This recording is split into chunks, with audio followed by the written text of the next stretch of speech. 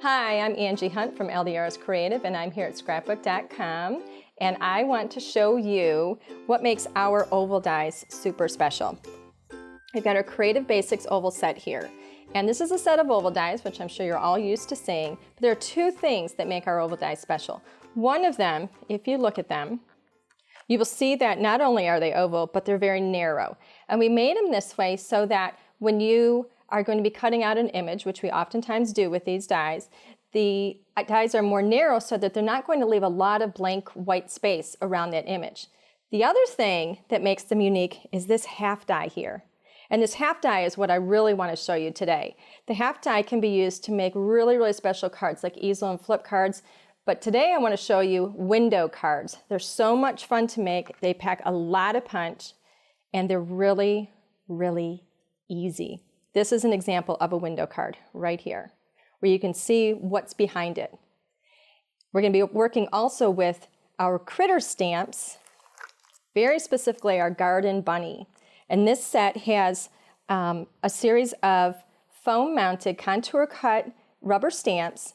We've got everything that you need in here. So we have all your characters, all of your accessories, and we also have some beautiful sentiments that are very, very specifically designed to go with the stamps. And each one of these pieces is going to have its own die so that it cuts a very specific contour line around each of those images. So let's get to work. To start making this card, you're going to need to have just a few simple pieces. You're going to have an A2 sized card base. I just did this with white. It's actually cut with one half of an 8.5 by 11 sheet, scored down the middle, folded in half. And then we've got two pieces of pattern paper. And the pattern paper I chose to use today is from our Winnie Polka Doodles Time for Tea collection. They're a lot of fun. Our papers are all a really, really good heavyweight, almost like cardstock. So by the time you're finished with this card, you're going to have a really, really good solid card to work with, and it's not going to tear easy. But what's even more special is all of the designs on these papers. They're so much fun. They're very bright. Colors are versatile, and they're just lovely. But let's get started with how we're going to work with this oval die. I've grabbed the half die right here, and that is going to be used, let me bring this in, to cut this window. First thing we're going to do is layer the papers that I've cut to go on the front. So I've got one piece here that's going to be layered on the top or the front of my A2 size card. Simple as that. The next thing is to actually position this half die.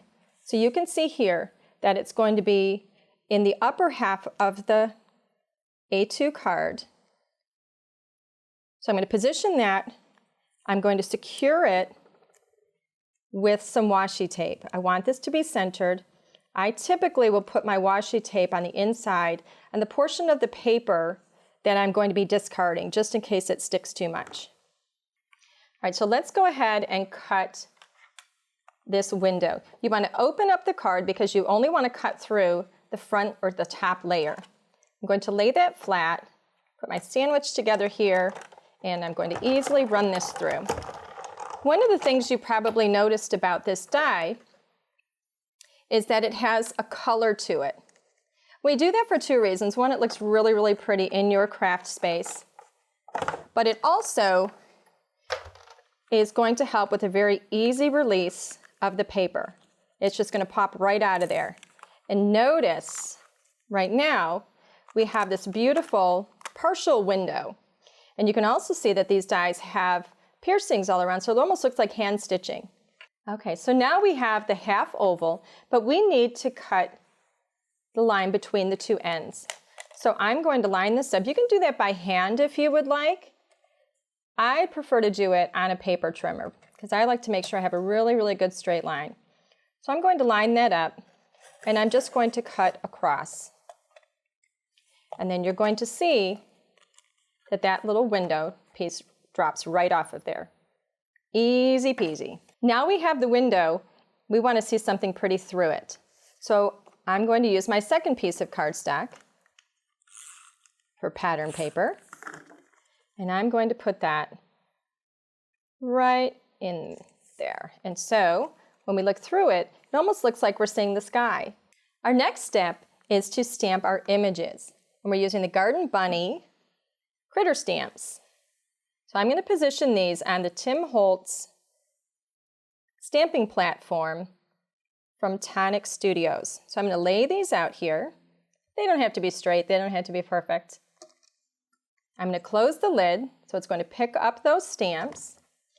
And because I'm going to color these with Copic markers, I'm going to stamp with Memento in Tuxedo Black. So I'm going to close the platform.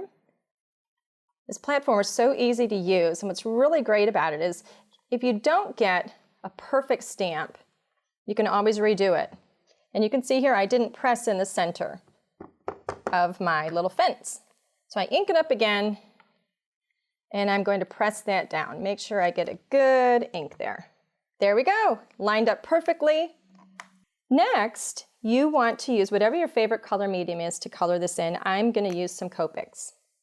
And I'm just going to start by bringing some color in. I love these little animals that have clothes, which I think is adorable, and it makes them look even more, I guess, give them a human quality about them that I absolutely love. When you're coloring these in, you can color them very, very simply, or if you want, you can add a little bit of shading. Whatever your preference is, you don't have to be an expert color artist. I'm going to color this fence in a little bit just to kind of show you how fast you can color these in and what an impact it has. Just again, a little bit of shading with some color. See what difference that makes when I add just a little bit of gray to it? It just kind of warms it up a bit, makes it a little more realistic. You would go on and continue coloring until you get to here. From here, you're going to use those dies. Remember all those dies that came in the set?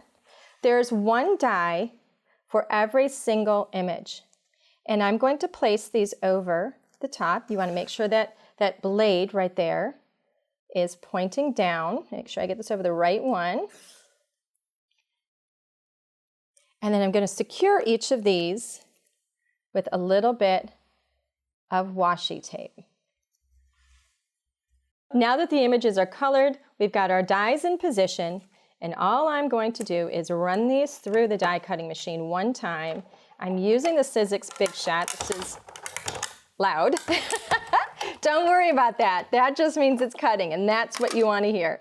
But I'm using the Sizzix Big Shot because it happens to be one of my favorites. And notice when I pick this up, the images, that one was actually taped in, but they're just popping right out. That's because we have a wonderful coating on all of our dies. This one happens to be gold. Some of them have pink.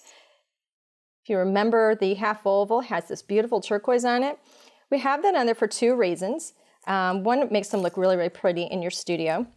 But the other reason is it really helps the release of the images or of the paper from the die.